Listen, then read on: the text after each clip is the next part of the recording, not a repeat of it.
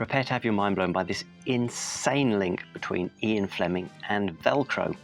I read about it in Nicholas Shakespeare's biography of Ian Fleming, and it surprised me so much I laughed out loud.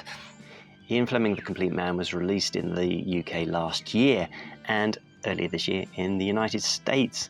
And it's an in-depth biography of Fleming, thanks to access to his family's papers. And even if you've read Andrew Lycett's excellent biography, I recommend this one too, because it has got a lot of new details in it.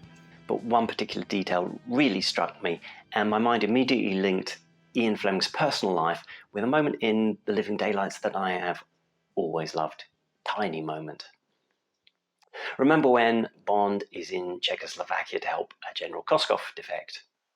He's there to provide the covering fire and has a sniper rifle, but before getting into position, he flips up the collar on his dinner jacket and fastens the collar in place with Velcro. I distinctly remember going to see the film with my brother in 1987 as we went in my VW Beetle and got a flat along the way, so I had to change the tyre. All the same, we managed to arrive in time for the screening, and after the pre-title sequence and the titles, this tiny moment in the scene really stood out to me because it always seemed like something that James Bond would do. Okay, David, but how does that link to Ian Fleming's personal life? Fleming's mother sent him to school in Austria when he was in his early 20s, and after that he attended university in Germany and Switzerland. This was in the 1930s, and while he was in Switzerland he became engaged to a girl, Monique de Bottens, and they were engaged for a couple of years and until he broke off the engagement at his mother's insistence, choosing to continue receiving his allowance over love. If you've read You Only Live Twice, then you'll know that Ian Fleming named Bond's parents in his rather premature obituary. Bond had a Scottish father and Swiss mother, as Andrew Bond and Monique Delacroix. We actually see their graves in Skyfall.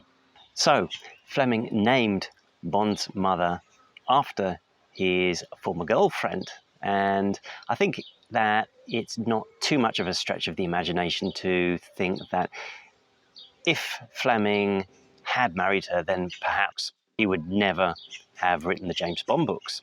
Anyway, I was reading this book before turning in for the night, and I was amazed to read about the Velcro connection, and I immediately thought about that moment in The Living Daylights.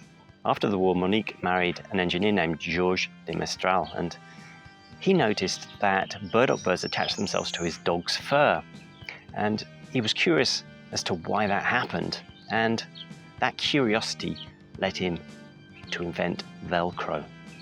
So, the woman who Ian Fleming jilted so he could keep his allowance from his mother married the guy who invented Velcro. So, with some different decisions, we could have ended up in a world without James Bond, but conceivably without Velcro as well. Think about that.